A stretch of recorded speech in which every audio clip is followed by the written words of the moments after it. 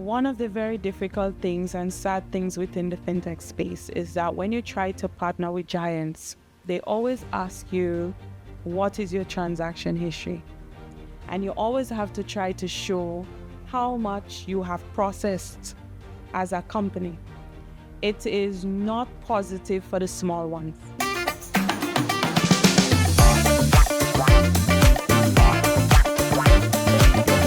Welcome to Building Bytes, where we tell relevant stories about Ghana's tech ecosystem to fuel innovation and drive the growth of our digital economy. This is a show proudly brought to you with production support from the Hubtel Academy. Thank you very much for your support.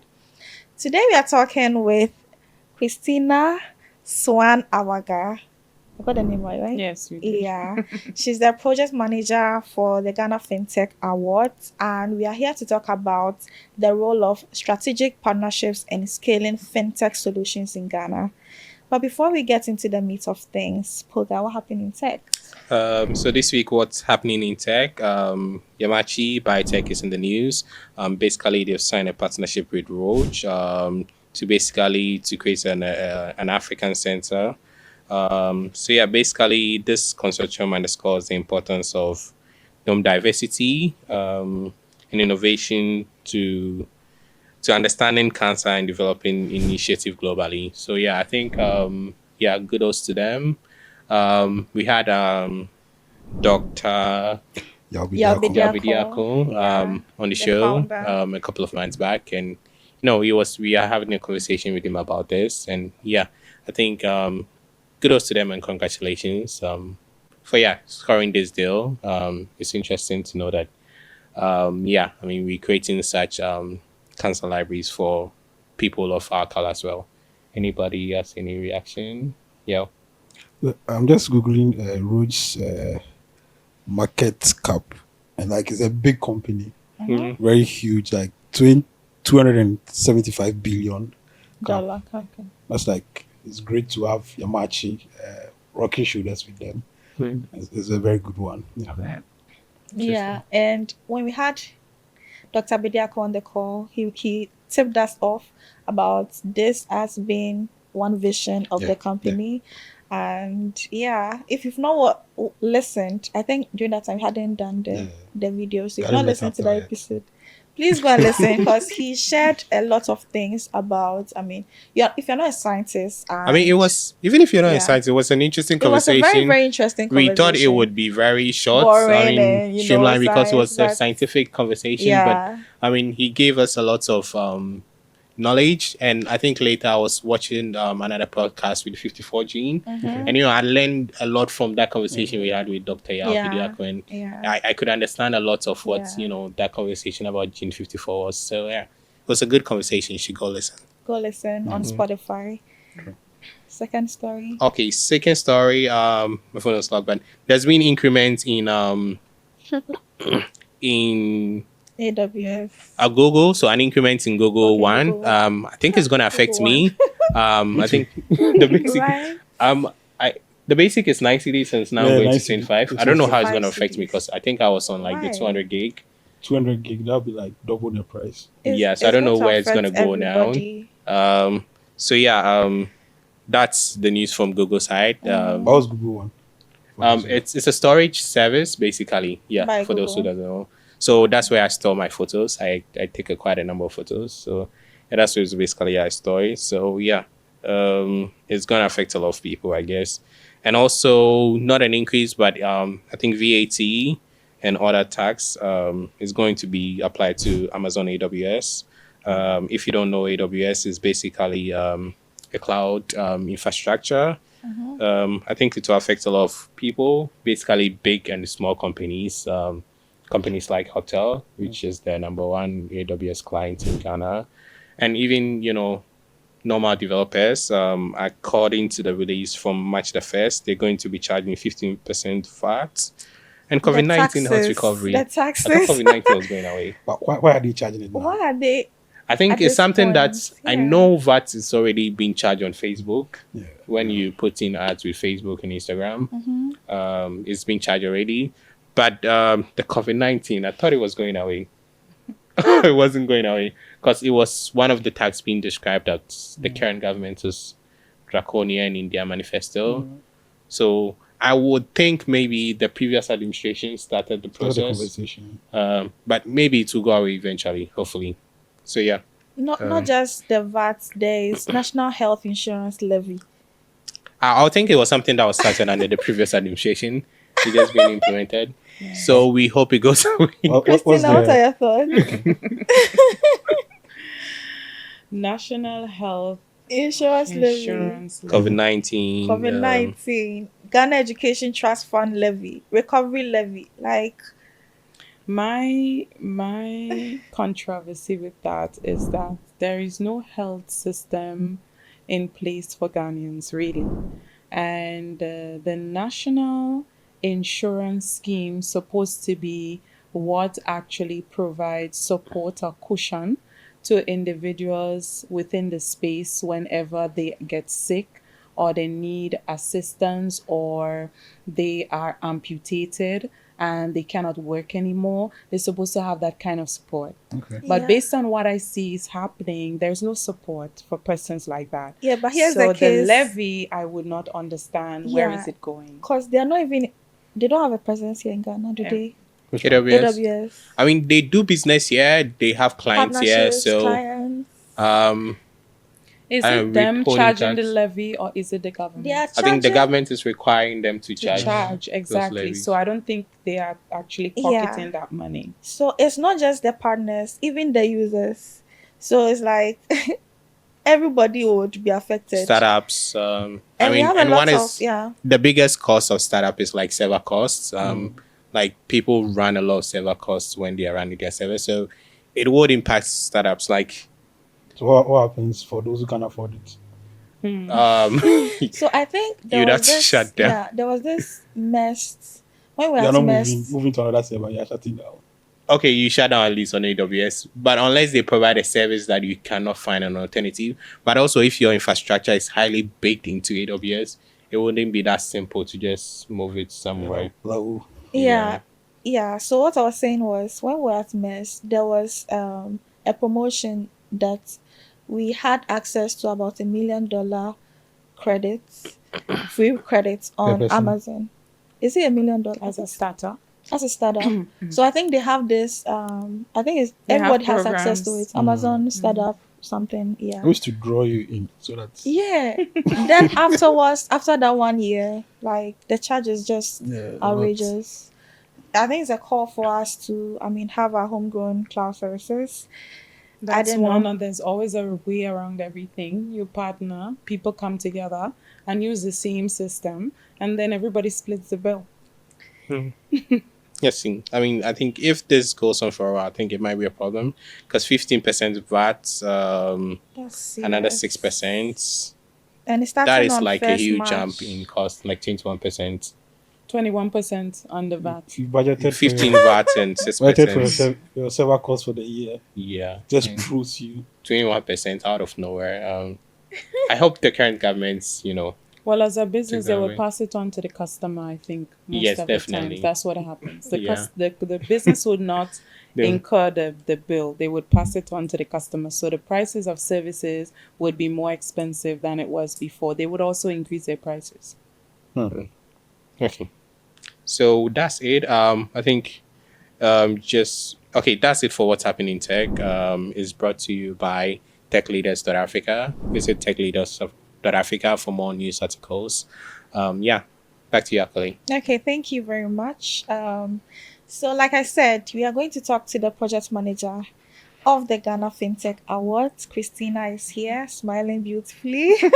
Thank you for honoring us with your presence. So I have your big bio here, but I want you to just take us through your journey and then how you ended up at the Ghana Fintech Awards as their project manager. Okay. There's a lot of history behind how we actually started. So it was a group of us who would have come together in 2020 and realized that there was no proper organization in the space. And through that, we were having conversations on how we should at least start finding ways of getting the companies to come together. The reason for that was because COVID-19 struck, and we realized that a lot was becoming digital, and it was digital by force. Who wasn't digital became digital. Who didn't want to have anything to do with digital had to have some form of digital way of running their business, or otherwise they would have actually lost a lot of income during that period. Okay. So when we noticed that, we realized that, okay, Ghana needs to start taking stock on several different sites. It had to do with cybersecurity, also looking at compliance, also looking at regulation, also looking at startups, looking at companies that were coming from the outside and entering into the space and getting quite a large audience. And we felt, okay, Ghana doesn't have an association. Nigeria and the other countries have 2 and more associations within the same country. And so we felt that there should be a voice to speak on behalf of the association.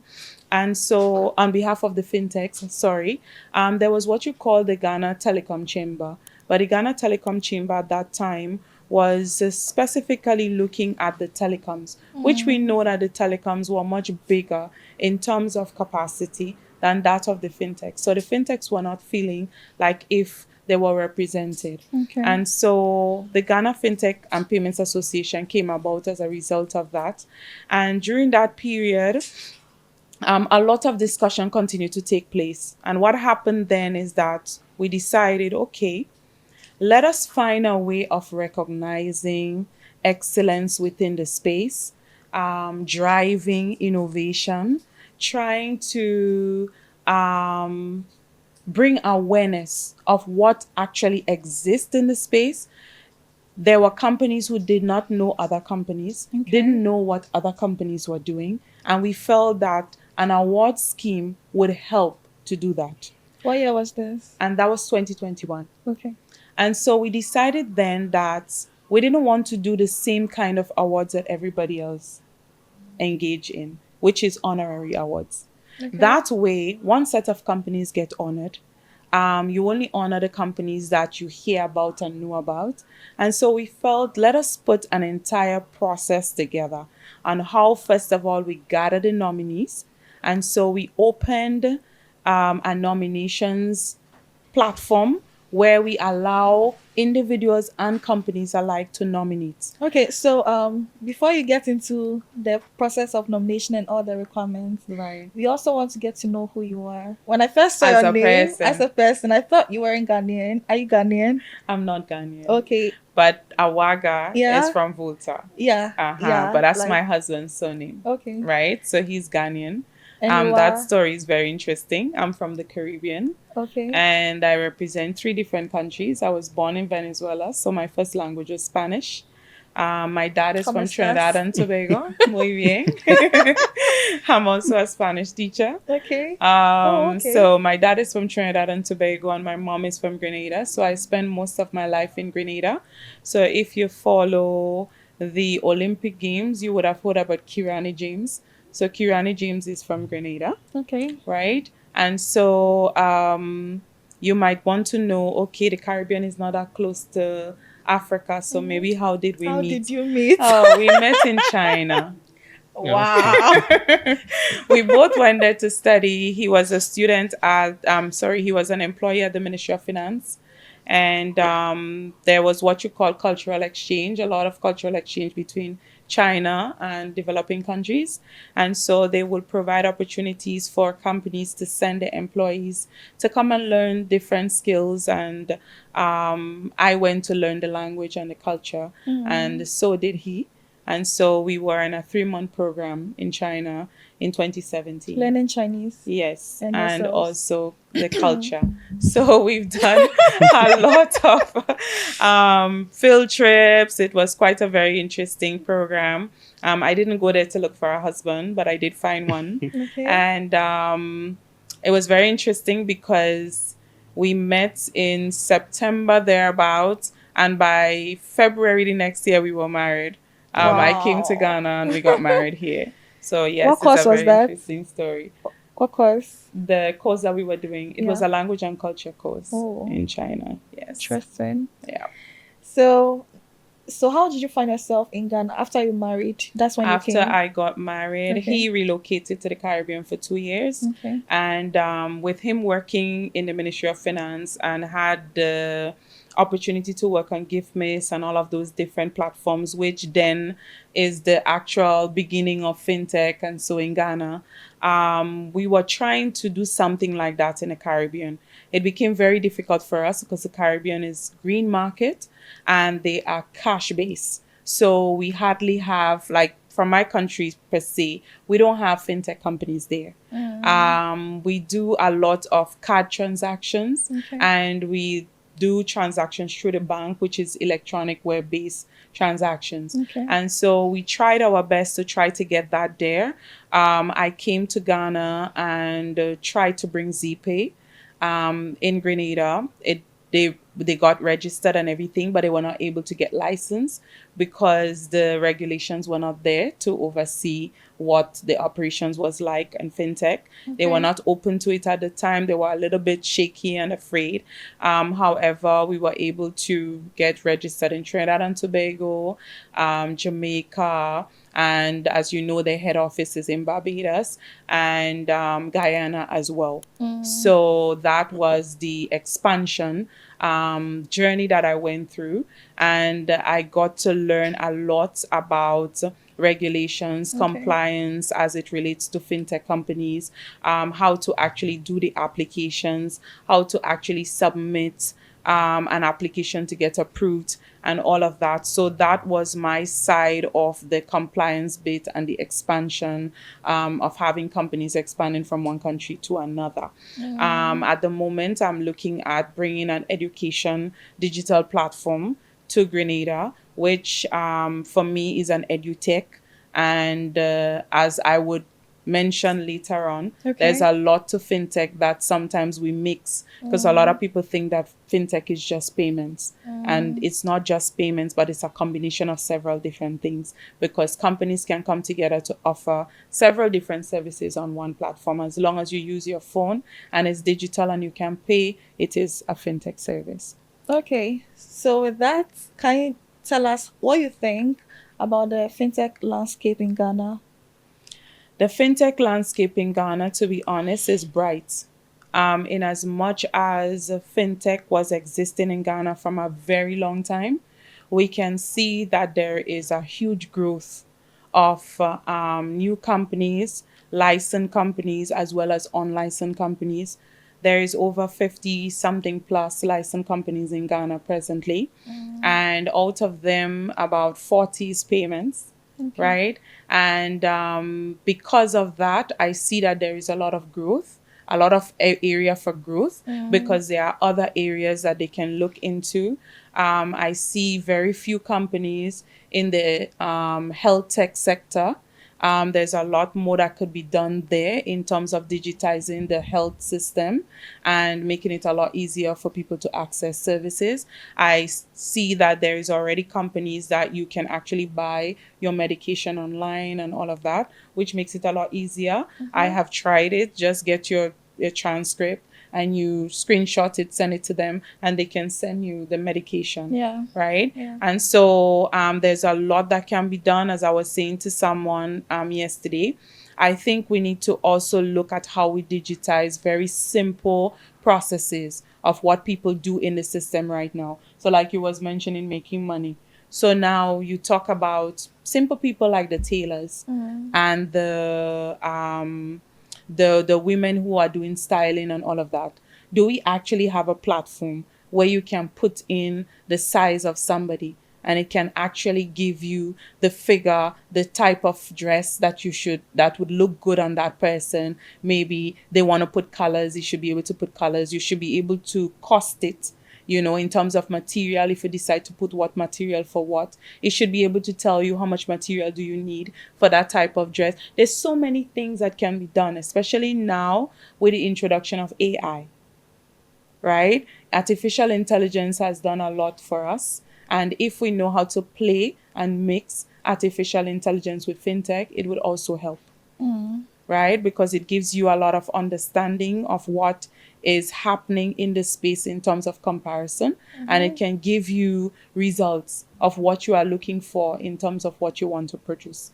There's a lot of things like agriculture, simple things. People are using drones now to sow seeds, right? And that is all on the phone. You can actually operate your drone from the phone, and you can have now how many seeds did you distribute, and you can actually calculate how many trees you're going to get and how much production you're going to get. Then that's going to tell you how much yield in terms of how much money you're going to make, how much fertilizers you actually distributed, and you get equal distribution because now you are using not human hands that, okay, you might put a little more here and a little more here, but it actually drops the same amount in all the different holes. And so you get an equal distribution. So there's a lot that can be done in the tech space. Okay. Any questions? No question for myself. Okay, so you've given us an overview of your thoughts on the space, and then how you think most of the time when we hear of fintech, we know that we always think of payments, and like you rightly said, it's not just about payments, and it has everything to do with our way of life. And when you mentioned that we have 50 plus fintech that have been licensed, I was quite shocked, because I always hear that it's very difficult to get a license. It has some difficulty to it. Some companies would have waited for 3+ years before they can get a license. But the truth and the matter behind everything is that you have a lot of companies who either coming from the outside and already have the type of infrastructure, and they already have the kind of muscle that they need to pull it off, because you have to make certain payments to the Bank of Ghana to have as capital before you can start and all of that. And so you will notice within the space that we also have a lot of foreign companies that are not local. And so if you go on the Bank of Ghana website, you can actually access the list there of all the licensed fintechs. So you only work with the licensed fintech for the Fintech Awards? No, we don't. And the reason for that is because we want to foster innovation. We want to help the small companies to grow. We do try as much as possible to support them in every way possible. So the ones that are not licensed, we try to at least get them to go to the Bank of Ghana to get comfort letters in terms of submitting the application and get some form of room from the Bank of Ghana that they can operate. So they are basically not illegal. And so even those who have not done that, sometimes when you actually look through what they do, they are not the ones who are processing the payments. They are actually partnering with other companies to process the payments. And that too is possible. So in everything that you do is strategy. So I have made it upon myself to start going to every company. So I started 2 weeks ago, visiting several different companies and making appointments to have a chat with them, understand what they do, understand their platform, understand their product. Some of them do demos to me. I get to see how it actually works. Sometimes they sign me up as a customer so that I will try myself and see how it works. That helps in terms of us understanding your product and also being able to help in terms of the judging of your product. So the product, as I mentioned before, in terms of the whole process, we don't just do honorary and we don't just do voting. We go in depth with a lot of our processes. So we ask the companies to submit PowerPoint presentations for us to see what they actually do, understand their product, because I realize that some of our companies also don't know how to sell themselves. So when you go onto their website don't tell you much. And so sometimes you can't really get what are they actually doing because their website cannot really guide you through it. Okay, so we are back to the criteria for nominations. And I don't want us to go there just yet. Right. Because we need to understand everything around the fintech space. Yes. The conversation is about strategic partnerships Sure. in the fintech space. We want to really understand what is going on in the space before we come to the awards. Great. Yeah. So, Great. Okay, cool. You mentioned that in your role, you have to go to the fintech that you work with and then try to get them to understand how they can brand themselves Yes. and then tell their story better. Yes. So that makes me ask,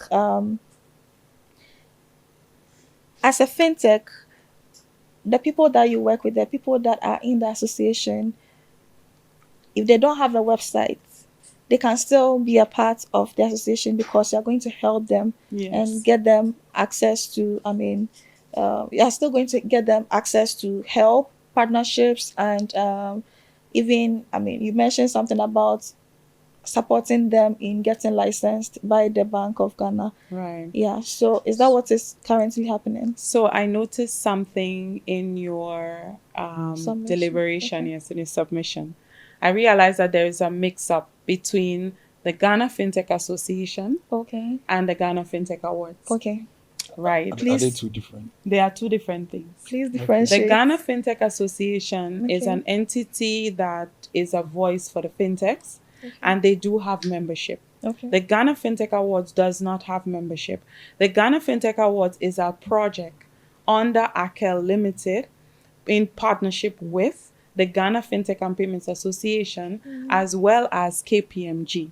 So the organizers of the Ghana Fintech Awards is KPMG, Ghana Fintech and Payments Association, and Hubtel Limited, which is a consulting firm, Okay. right? And so you work with the association or the Hubtel awards? Limited, Work which is a consulting firm. okay. So my husband is the president of the Ghana Fintech and Payments Association. So that is where sometimes people get it mixed up. Okay. That we are both in the same space, working in the same space. We are not. Okay. So yes, he, on the other hand, helps in terms of companies who want to enter into the country, helps them with regulatory support by having communication with the regulator, and then to assist them. But the Ghana Fintech Awards mainly is to identify the companies within the space, their innovation, their services, and after identifying it, celebrating the growth and the success. And then after doing that, then providing them with support in how they can scale up, how they can get capital investment, how they can help in terms of getting partnership among themselves as companies. That's what the Ghana Okay. Fintech Awards does. I Yes. think yeah, a lot of people out there were confused as well. But if you These actually go on our clarities, yeah. website, we Okay. try as much as possible to clarify there that there are 3 organizers. Yeah. Right? And if you understand the whole entire process of the Ghana Fintech Awards, you would know where KPMG comes in, Okay. where the Ghana Fintech Awards comes in, and where the Ghana Fintech and Payments Association comes in. So you we shed all more have light? different roles. Yeah. Right. So I think let's step back. So I think you were talking a lot more about yourself. Yes. Yeah. I don't think we've gotten we have not finished. We've not finished Yes, that part. yes, So yes. after Zeepay, I think you joined OrangeTech, If you can yes. talk a lot more about that. Okay. area. So OrangeTech was very interesting for me, and I really enjoyed the experience because OrangeTech is a subsidiary of Fidelity Bank. And it's a different kind of conversation when a fintech company is supported by a bank than when a fintech company is standing alone. And I understood that, and I understood the benefits of that by Would you want to joining go into OrangeTech. The difference is different. The big difference is that a fintech company standalone will have to support all of their operations by themselves, which can make production costs expensive, which can make the entire process a little bit cumbersome because they have to try to enter into several different areas to run the business. However, from a bank point of view, because of how highly regulated they are by the Bank of Ghana, they can now improvise in terms of who takes what responsibility. And so the fintech company can focus more on platform-based things, and compliance-related issues and all of those other things can be done by the bank. Can And you that is describe- where I saw that they had an organizational chart that covers members from the bank and members from the fintech company making up the whole entire organization. Can you describe OrangeTech as a product of Fidelity or the two different It's organizations? what they have done is they have set up a business and got a license for it from the Bank of Ghana. So OrangeTech is licensed payment processor. Yes, as a payment processor. They are an Okay. enhanced PSP, Interesting. right? Oh, okay. But Think- Yes. Just for information, I think it's a common practice in Nigeria and things like that. Yes. But in Ghana, this is like the first bank to do that. I would not say it's the first. Not the first, okay. If you were to look at, is it GCB? And there was a product from GCB. They had a G-Money, G-Money, right? G-Money was supposed to be the fintech Fintech arm of GCB, Okay. right? Interesting. But that didn't work too well. And so that's the learnings that companies are looking at and trying to change. And hence why they separated the fintech company from the bank and tried to set it up as an entity of its own and also to be the fintech arm of the bank. Is the culture the same there? Is there a bank culture there?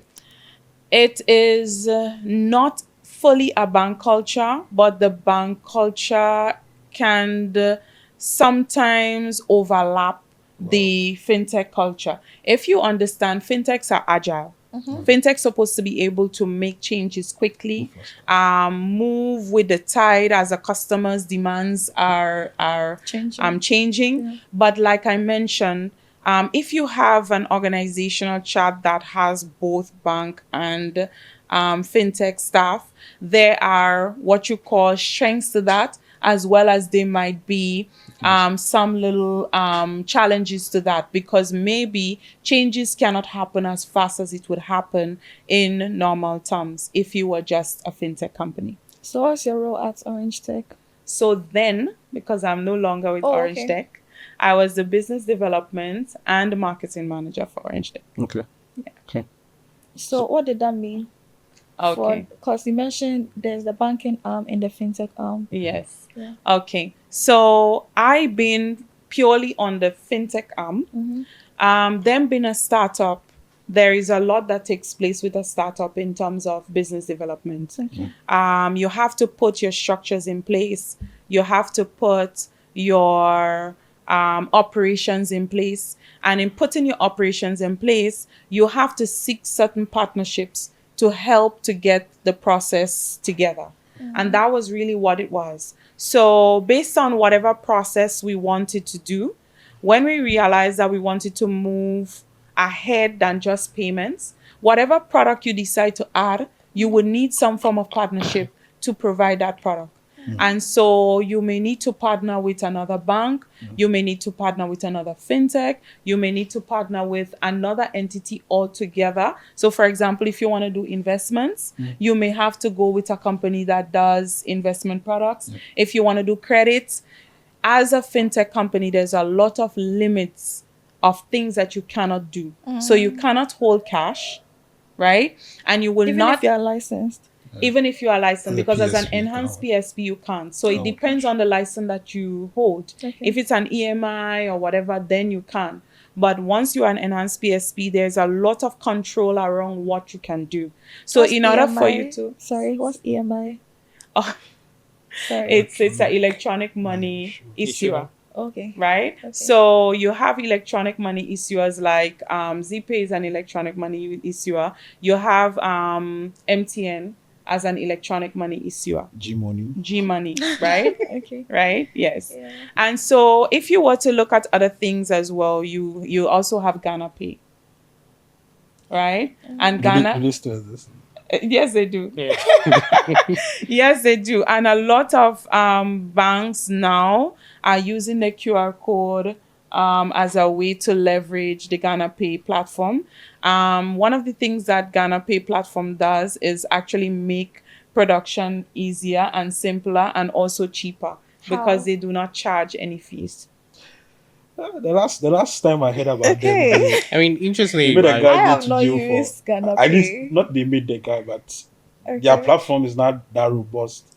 A teacher found a loophole in there and was Oh. able to A teacher. yeah, a teacher in one village. I've forgotten the name of the village. Was able to like take over like 400,000 Ghana cedis from the account. Oh, And then they got to him and the guy is going to jail. it's the guy's fault. It's not them. I mean, someone will argue differently, but if the I platform mean, was if it were robust you, enough, would you have taken advantage of I'm it? not him. So yeah, it's a guy. Okay, Yeah. so you mentioned you kept highlighting the role of partnerships in Yes. the organization of OrangeTech as a fintech and Yes. as a bank. Yes. And then you also kept highlighting the fact that it eases off operations and other other things that Tech usually companies are not cheap. that drags the progress of the company. Yes. But we haven't really gotten the impacts. I mean, from your conversations, you've been a business development manager, you've been a strategic fintech strategist in so many ways. So can you share more light on the impact from what you have seen from the fintechs that have harnessed partnerships in order to grow? Yeah. Well, partnerships Can also mention names. Yeah. Partnerships can help, as I said, make your processes easier. Yeah. So if we were to look at a partnership like maybe Zeepay with MoneyGram, right? You are looking at a company that has presence in several different countries, like over 100 and something countries. Mm-hmm. Now, when you partner with a company like that, it gives you access to those countries as well, right? And so without you having to go into each one of those countries to try to apply for license, you can ride on the partnership of that company who already exists in that jurisdiction to do that side of the operations for you. Okay. So if we're talking remittance and you're talking about bringing money into Ghana, Yeah. and we're talking about Ghanaians having a wide presence all over the world, and we're talking about someone in another country wanting to send money to their loved one in Ghana, where everyone is on their phone and they operate on their phone. Now, a Ghanaian no longer has to go into a MoneyGram office and collect money. They can now get it on their wallet, onto their phone. That is the kind of partnership. So someone goes into an office, MoneyGram office, and they says, I want to send money to John in Ghana through Zeepay. I give my phone number. You give the person phone number to them, which is John's phone number, and you say, I want to send 500 US. John's phone number from MTN is connected to Zeepay, and Zeepay is connected to MoneyGram. And so when you send the money through MoneyGram, John is going to redeem that money on his Zeepay wallet. Right? And that is what partnership does. Wow. It allows you the opportunity to operate in places where you will not normally be able to operate if you had to do it on your own. It reduces your expenses because now the type of marketing that you may have to do, the type of intervention that you would have to do to enter into that market, you no longer have to because that company already has a huge presence there. Now, because these companies also, their fees are very low, that also makes your costs cheaper to bring in the money into Ghana. You see? Yeah. So that is an example of a partnership. And it can happen both ways. It can happen with a company from Ghana wanting to enter into another jurisdiction and decide that they're going to go to look for a company that already exists there to provide their services there. Right? So there are different ways of setting up your company. Your company could be from scratch, you set it up, or you can decide to look for a partner to partner with to set it up. Now, that is one. And as I mentioned earlier, if I want to diversify my product, whereby I want people to use my platform to do a lot of things, in a sense of you got some remittance money from somebody sent you money. What would you do with it? You may want to buy something with it. I can decide to provide that something on my platform and partner with somebody else that provides it. So let's say insurance. Okay. I can offer insurance, and then the money that you got through remittance, you will now buy insurance on my platform. Now I have you as a continued customer on my platform. I am multiplying the resources that I can get from you. That is not just a one-time thing where somebody send you money one time and that's it. But now you're going to continue to pay your insurance dues on my platform. Right? And that is diversification. That is stickiness. That's trying to get a individual to continue to stay on your platform and continue to transact. That is also helping you to earn on the same money twice, because usually when you send the money to MTN, to your MTN wallet, you would use it in your MTN wallet to pay for something else. All of those transactions come with cost. And so if I notice that I can reduce my costs on your platform, I would not transfer the money, because when I transfer the money, you charge me to transfer it. After I transfer it and I use it from that account to pay for something else, I get charged again. And I usually tell people you get charged twice. So try to get charged once. Right? So that's my suggestion of partnership. Trying to diversify your product, trying to get as much goods and services onto your platform so that persons doesn't have to have several different apps on their phone to do several different things. I like the OrangeTech model, whereby it is not a wallet base. It is all wallets, all bank accounts. You add up to 10 bank accounts, 10 wallets, anything you have that comes up to 10 on that same platform. When you are doing a payment, whichever account that has enough funds, that's the one that you use to pay. So I no longer have to transfer my money from Fidelity Bank to MTN to do a transaction, because I can now pay from Fidelity directly onto the platform to the person who I'm paying my services to. And that again is partnerships, because now you partner with all the banks, you partner with all the telcos to offer that service on your platform. Interesting. That's very enlightening. I know partnerships come with its own challenges. Yes. And we want to avoid, any hurdle that will not make a fintech progress as much as possible. So you've given a lot of examples. What do you think they did that made them stand out in their partnership? How were they strategic?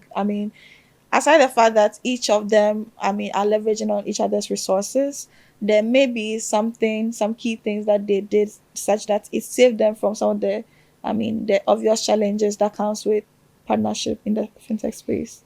One of the very difficult things and sad things within the fintech space is that when you try to partner with giants, they always ask you, what is your transaction history? And you always have to try to show how much you have processed as a company. It is not positive for the small ones. Yeah. That brings about a challenge for startups, because where are they going to get the history from to show that they have a certain number of transactions? Won't they just acquire them? Right? But what these companies have done, they have built their own traction on their own, try to build their own transaction histories, and show these big giants the benefits of working with them. And so in every partnership, just like a relationship, is what you are coming with and what I'm coming with that makes two of us actually coming together. There must be something that adds value to me and something from you that adds value to the other, that you are able to work together. So there might be that these companies want to enter into Ghana, but as you mentioned, regulations are very strict and tight, or it's hard to enter, or it's costly to enter. And you already have a wide buy-in into the actual Ghanaian ecosystem. That is a plus for a company that wants to enter, because it's easy. If you already have, let's say 500,000 people using your platform, that is 500,000 I have access to if I partner with you. So they should just focus on getting users rather than customers. they wouldn't have to focus on that as much, because when they partner with you, they are leveraging on the work that you have already done and the customer base you have built. Right? So that is what you are coming with. Yeah. And then I, of course, have to be coming with something that adds value to your product that would make you stand out even more in the Ghanaian market. So it's always a give and take. What you have to give that I can give. That sort of kind of thing. So usually companies tend to ask, what is your transaction history? To be able to start working with you, to be able to even start negotiating on fees, and what are some of our charges. Mind you, all partnerships that you see, they are not equal. Some partnerships, they benefit differently from the others. Okay. And it all depends, again, on your bargaining power. What am I bringing that I would think that you need me? And on that weight, I ride on how much I would give you. Because if you don't give me the business, I would get somebody else to do it. So how bad do you need it? How bad do you need it? Yes. So now that we have really understood how we can be more strategic in our partnerships as fintech, let's go back to the conversation of the Ghana Fintech Awards. We were initially going to talk about each of the role of the different arms in the partnership. Yes. So can you just go over it? Okay. Yeah. So as we mentioned earlier, the Ghana Fintech and Payments Association already has a community. Okay. They already have members. They already have all of the fintech companies under their umbrella, and they have access to them and communication with them, as well as they have that relationship with the regulator. And through that relationship, Hubtel Limited being the original organizer of the Ghana Fintech Awards even before the association was formed, in order for Hubtel Limited to scale up the Ghana Fintech Awards, the partnership was formed between the Ghana Fintech Awards and Ghana Fintech and Payments Association. Again, because of the value that Ghana Fintech and Payments Association adds to the awards, because they have access to the fintech companies already. They have the relationship with the regulator already. They have the relationship with all the other necessary ecosystem builders like Gibbs, etc. And so that is what the Ghana Fintech Awards need in order for it to be able to grow. So over time, over the years, you would have seen that there was a scale up in terms of how much participants we keep having on the platform year on year. And that has been as a result of the partnership with the Ghana Fintech and Payments Association. After the first awards, we realized that in order for us to succeed within the space, because we do a lot of listening, we gather a lot of data from our participants. We try to understand how they feel and what they feel are the challenges. And through that, we understood that it was important to have an entity that is not tied to any fintech company whatsoever and is totally anonymous, as opposed to having a company that has a relationship. And so KPMG is our knowledge partner and validator of the awards, independently of Hubtel Limited and Ghana Fintech and Payments Association. What does that mean? The KPMG created and developed a platform to access all the data that we need to access. So when we send out a link and we say nominations, and you nominate, the owners of that platform is KPMG, right? They validate everything to make sure that the platform was not tampered in any way, to make sure that there was no discrepancies in terms of, oh, maybe a company was pulled out, maybe a company was added after the deadline, and these kind of things. So that is not possible to happen because of KPMG involvement. So KPMG is like the police to make sure that what rules we set or what instructions we put together for the awards actually happens. Right? So that's the difference in all of the different partners and what they bring. So we don't know what the results are until the night of the awards. They come with it in a bag and they reveal what it is. Okay. And there's a reason for that. So nobody cannot go to call a company and say, oh, you won before they even won. They would not it makes know. sense. Yeah. Yeah, it makes sense to have like a completely different entity. I don't know if any awards I know have something like that in place. I don't know if any of you know. They would not VGMA. imitate it. VGMA yeah, has. VGMA does. I think they work with KPMG too. Yes, KPMG is also the validator and knowledge partner. Okay. And so VGMA does that. I think the difference with us is that we we have a 7 months plus process that we run. So every time one awards finish, we take 2-3 months break and we start the next one. Right? And even now in discussion with the judges, they are saying it should start immediately after the next one is finished. Right? And that is because we keep evolving.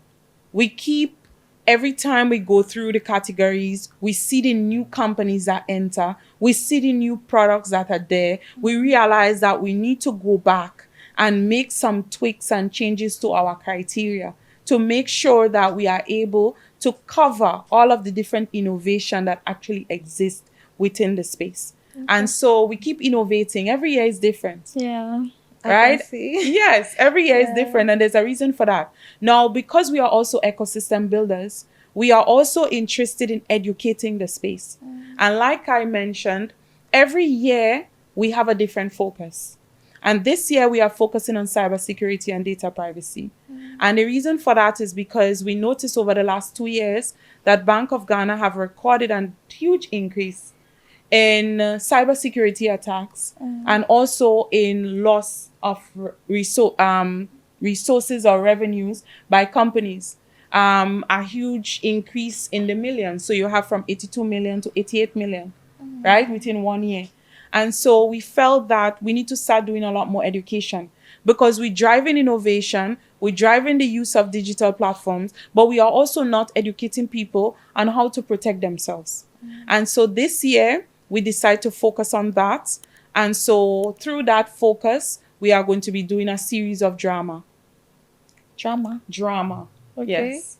We've partnered with Village Minds Production, Okay. and we are going to do an entire production of 5 scenes At the of awards. yes, of Interesting. different type of cyber attacks, Okay. different types of fraudulent behaviors that happens within the space, and to educate both individuals and companies alike. Because sometimes people think that it's just individuals that fraud, but you also have staff members from companies who do fraud from internally. And so we want to expose those things out there.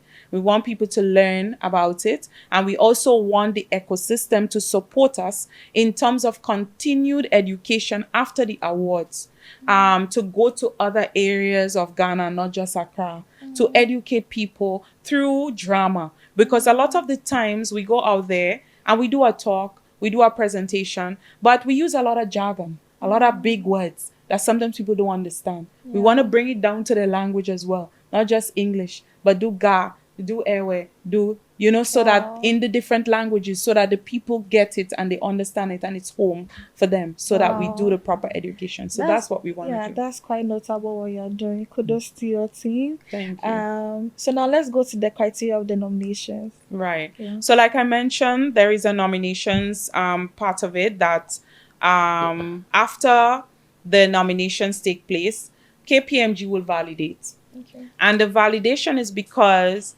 the nomination is open. So people do a lot of funny things. They nominate companies in spaces that they don't even have a product for that category. That is a part of nomination. You have individuals who nominate themselves, like in Young Fintech Leader of the Year. They see that there is an age limit. They pass the age, but they will still nominate themselves. So all of that is what validation means. You remove all the outliers, things that don't, the companies that do not fall within that space. If it's a health tech and we go through your website, we call you, we ask you some questions and we realize that you're not offering any health product, then we remove you. And sometimes we inform you that, hey, you was nominated in this category. Would you want to stay in that category? And some of the companies would tell us, no, we don't have any product in that category. And then we would remove it, right? Okay. And so after we do all of that, then we narrow down to whatever the number of companies are. We write the companies, we call them, we inform them you were nominated in these categories, and we give them a chance to accept or not accept. And the reason for that is because the voting platform that we have is very strict under KPMG regulations, in the sense that while the voting is going on, you cannot make any changes. And so there are companies that sometimes decide we want to participate, and then while we are in the process, then they call to say, oh, that category, can you please take us out? We can't take you out because we have to wait until the voting actually ends, because it makes work difficult for the category, the other members in the category. When you pull a member out, it zeroes the platform all over again. So companies who would have had votes before, if we try to remove you, they lose their votes. And so we can't allow that to happen. So we keep you on until the end, and then we remove you from that category so that you don't go on to the next stage. And the next stage after voting is the judges usually go through all of your presentations, go through your website. We have a system in place to do UI, UX, and all of those things, whereby we get to know what your app is, how does it work, how your customer support is. So some companies have very lousy customer support, but they may have a very strong product. And sometimes they come on the night and they don't understand, oh, how did that company win over me? There's a lot that goes into a business process rather than just product. And so we go through all of that. We look at your finances, so we ask them to provide their financial year, end of year report, all of that, so that we can go through how they have been performing as a company, if they have been growing, if they have not been growing. Over the years, if we realize that your product is the same every year, you've not been adding other services, whatever, and there's another company that has been evolving, of course, the company is going to win over you. So there are a lot of other things that we look at. I'm curious to know, what's the percentage that goes to votes? What's the percentage that goes to the judges? What's the percentage that goes to the financial report and things like that? So financial report, the UI, UX, your presentation, everything goes under the jury, because that is now individuals who are now assessing your company. That gives you 70% of the overall. And then the voting gives you 30%. Now, 2 years ago, we would have started the voting section where we allow people to pay. So before, the voting was free. And we've had a lot of companies asking, why do you have to pay?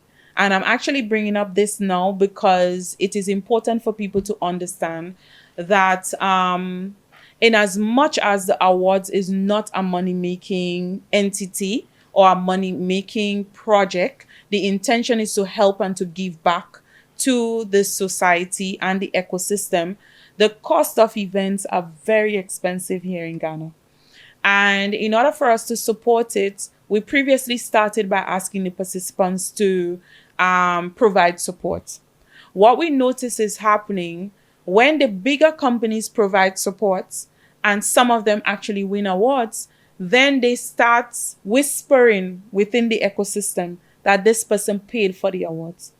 So for us to avoid people thinking that what normally happens in award schemes, which is the corruption part of it, where people can pay and get an award, and that is exactly no way our structure, our scheme, we took away the fact that companies would be able to give us funds that would be coming in as a contribution, so that people would think that is that space. So what we have done is try as much as possible to get sponsors of the events who are not fintech companies. However, we do have fintech companies who still provide support to us. Whenever they do, we make sure that we clarify that it has nothing to do with the award scheme. So we might put it towards a certain kind of part of the operations, so that it's clear that it was nothing to do with the award. Okay. So can you highlight some of the notable fintechs that have won awards over the years? Oh, there's a lot. A lot. Can even see some. Hubtel won 5 awards in 2023, which was the review of 2022. So that's another thing. Okay. When we do the awards, it is not for that year. It is for the year in review, which is the previous year. Okay. So this year is for 2024. Okay. So when Hubtel would have Makes won sense. those 5 awards, that would have been in 2023 for 2022. Okay. Last year, we would have had Broad Spectrum taking most of the awards as well. I think it was almost like 5 as well. We've had companies like MTN win before. We had companies like Paybox. We've had Zeepay. We've had Pharmaline. We've had a lot of different companies who are in different areas or different space. So if you look at our categories on our website, you will notice that it's not just only payments. We also cover banks. We also look at bank and fintech partnership because we promote that a lot. We also look at non-fintechs, partnering with fintechs. And we also look at fintechs and fintechs together, partnering with each other. So we notice that within the space, a lot of companies are coming together to form products. We also notice that there are partnerships that are now within 3 and 4 different companies and not just 2 anymore. So you have like 4 or 3 companies coming together to do one product, and which is great. So we are seeing the growth. And this year we had over 170 plus participants within the awards. Wow. Individuals and companies alike, because we do have individual categories. We encourage individuals who go out in the space and be advocates for fintechs. So we try to identify them and we give it a name, Fintech Personality of the Year. You could be a Fintech Personality of the Year male. You could be a Fintech Personality of the Year female. And so we see over time and years that there are new people rising up on the social media space talking about fintech as a result of the awards. Wow. Okay, we are about to wrap up. Before I ask my final question, any question from Pugaya? I'm good. You're good? Yeah, I think I'm good. I don't know if you want to tell us about what's the future for Ghana Fintech Awards, and we know the award is coming out. You could make the dates known. What's going to happen on the awards night? Yeah, basically, let's start with that. So I've told you a lot. I've told you already that it's going to be a drama night. So you have an idea. We have 28 categories this year. Wow. 26, which was under the voting section, and 2 honorary. That's going to make up the 28. On the night, we're going to have some speakers who will be coming to speak to talk about mainly cybersecurity and fraud and those things that are happening within the ecosystem. So we hope to have MTech, we hope to have KPMG also do presentation on that, give us some data as to what is actually happening within the space, because they are into research and they put a lot of information together, and data would also help to support the fintechs to know that there is a lot happening within the space. March Fest, which is next week Saturday, it's going to start at 5:30 p.m. It has also become a fashion statement. I realize that tech people make sure that they dress on that night, even if they don't dress on a regular basis for work. It has become a really great fashion statement. So our red carpet is going to be a highlight. It's going to be live streamed by MX24. Yes. And we're going to have a lot of fun things for people to do on the outside in front of the dome, because it's at the dome at Labadi Beach Hotel. And we intend to start at 6 p.m. sharp. And it's usually a 3-hour event. And we hope to wrap up and finish by then. We look forward to the excitement within the ecosystem. We look forward to what companies have done with their win. So I have seen companies like First Atlantic Bank having all their staff wear T-shirts that they are the Digital Bank of the Year. I have seen them give quite a lot of awards to influencers who have come up with jingles for the Digital Bank of the Year for them. And I've been to the ceremonies to see them present those hefty sums to these individuals and groups. Okay. So it is very interesting what companies have been doing in this space as a result of their win. I also met one of the companies 2 days ago who said to me they have all the marketing material in place, waiting, because they believe that they have done everything that they're supposed to do to win. And I was like, wow, that's amazing. So they are actually waiting. They said the flyers, everything is ready. And so that means that the Ghana Fintech Awards has earned its respect, Yeah. and they see it as something valuable to get an award from. And so when they actually can say I'm an award winner of the Ghana Fintech Awards, it means something. Nice. Okay. You want Yeah. to take over? So should we also submit our jingle? Will you accept it? It wasn't to us, it was actually to FAB. That was a jingle competition that they had. Oh, okay. Yes. Yeah. So maybe look out to see if they would do it next year. So, okay. I had further questions, but because of time, I will not go into that. But my Right. final question to you is, looking at your journey, I think you have grown in the fintech space, and you serve as an encouragement to young women. Even as International Women's Day is coming up, Yes. on the 8th of March. What are some words you want to share on women who are in the fintech space or in the finance space in general, and to encourage them in pursuit of their career? Yeah. Right. That's very interesting, huh? Let me tell you why. Okay. There was a time when tech seemed like it was a male-dominated space, and it was more males who were actually going into tech.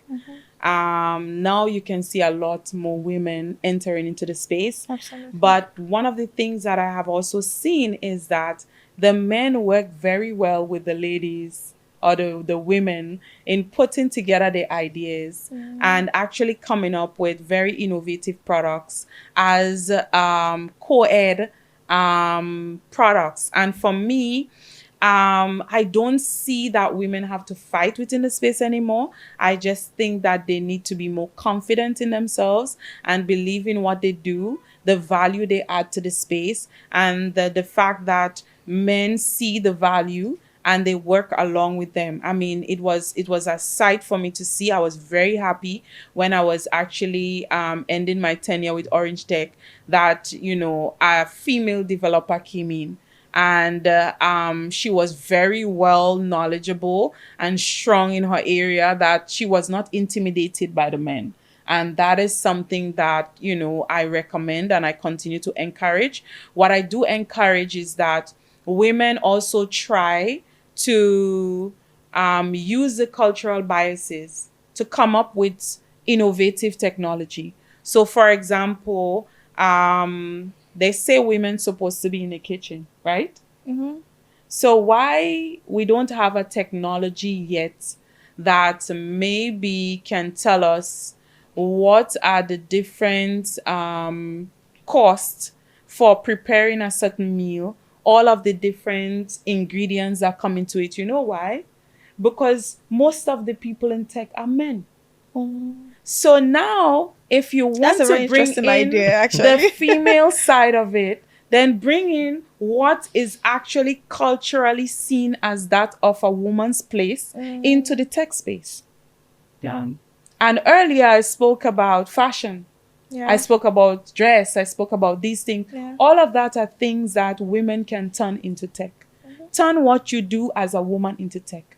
I am looking for a platform that's going to help me as a woman to learn how to maybe find the right way of doing my makeup and all of those things. You have a lot of women who come and they do videos, and so can we start coming deep into skin type, skin color, different type of products that goes with it? She's building something like You're that. basically talking about my company. Right. Oh, I am. Okay. So you see, so now you're going to see a lot more innovation in the space, because it's not just going to be about games and the things that men like, but now you can now improvise what women also do on a regular basis into the tech space. Nice. So my final question will be, I think Okay. we're out of time, will be, I mean, for you personally, you moving on from OrangeTech, are you looking at to go into another venture, join another fintech, or probably start your own, or you'll be focusing on the Ghana Fintech Awards? So what really happened for me is that over time you grew. And that growth comes with age. So when I say age, you guys maybe think I look young. So You do look young. I look You young. look lovely. Thank you. I'm sure I have a son for a husband for you. Right? That is how young I am. Right? That is how young I am. So that in itself helped me to understand that as a person individually, for me to grow within the space and be able to have an impact within the space, I cannot cage myself within any specific company. And that is how I felt. I felt like I was caged. Because if I come to you and you know that I am with a fintech company, you will start having some form of reservations of how much do you share with me? Because you already start feeling like if maybe I'm going to steal your idea or your process or the things that you do. So in order for me to succeed within my space, I had to withdraw myself from any fintech company association or affiliation. And that's why as a person, I wouldn't start a payments platform or anything like that, because that would be a deterrent in the space for what I want to do. I want to enable. I want to bring people together. I want to educate. I want to be able to grow the space. And I cannot do that if I am associated to any one company. So that's what it is. I see my growth as not just within Ghana, but I also see it externally. I want to see the Ghana Fintech Awards also replicated in other different countries. I want to see over time that we are able to bring a lot of other companies from the outside to be part of the fintech company space. And that is where we are going. So next year is going to be a little bit different. It might be a few days of events and not just one day and not just an award. Just to And you heard touch it on what first you here. said. You see, I know the Ghana Fintech Association has just a partnership alliance with other associations in the Caribbean in Ghana. Does the Fintech Award also has that partnership? Do you work with other associations Africa-wide or in the Caribbean? Or At the moment, the Ghana Fintech Awards does not work with other associations or partnerships. But what we see is that the Ghana Fintech and Payments Association has just partnered with Africa Fintech Summit. And it's something that they do in the United States and other places, and it started in Africa. So this year we have partnered with them. So They said they're in Nairobi, Kenya. yes, yes. So they are actually going to be at our event this year. Wow. And the president of the Ghana Fintech Association, which is Martin, would be attending the summit sometime later on this year as well in the United States. So these are some of the partnerships we are forming, as well as we have had invitations from Nigeria and Kenya to come and have the Ghana Fintech Awards there, but not as Ghana Fintech Awards, but as something else in terms of being able to do something throughout the whole entire West Africa region, to have all the countries in one partnership. So now it would mean that Ghana would not only be competing against Ghana anymore, but there would also be a higher competition after Ghana, that you would also be able to compete on a regional space. nice. I think this has always been happening either ways. Are you looking at bringing Yes. the African Fintech Summit to Ghana or something? Is this something that we That can is expect? something that we want to do. Yes. Sweet. That would be great. Yeah. Awesome. Are you Okay, good? and then Yeah. I'm good. Okay. So we also want to say that we are a proud partner to the Ghana Fintech Awards. Of So we course. will be there next Yes. week, Saturday. And so congratulations to all the nominees. And yeah, may the best win. This has been an enlightening conversation. I mean, yeah, we've loved it, all of us. Thank you very much, Christina, You're welcome. for joining us today. So as we are wrapping up, we would want to share some opportunities in the space for you so that you could take advantage of. The first opportunity is the Tony Elumelu Foundation. It signed a $6 million strategic partnership agreement with the United Arab Emirates Office of Development Affairs to provide businesses training, mentorship, access to networks, and a non-refundable $5,000 seed capital to an additional 1,000 young African entrepreneurs. So The application is still running. It will end on the 1st of March. So you can go to tefconnect.com and apply. I know a couple of people who are applying for this particular fund. So I think you should also apply. The second opportunity is the Global Climate Challenge 2025, which is basically looking at climate solutions. If you have a climate solution and you want, $1.5 million in funding, you should definitely apply. They have funding, mentorship, global platform, what have you. And finally, we have the European Commission inviting applications for the capacity building program for youth, which is also going to, sponsor NGOs, public bodies, and youth organizations in EU member states associated with third countries and sub-Saharan Africa. So the thematic focus is civic education, civic engagement and leadership, youth inclusion and empowerment, climate and environmental action, digital skills and entrepreneurship, peace building and reconciliation. There is funding available up to 450,000 euros per project. And the deadline is 7th March, Independence Day. So do apply. And that is how we wrap up conversations here at the Hubtel Academy studios. I have been doing this myself. Actually, I've been doing this with Poga Coffee. Yo.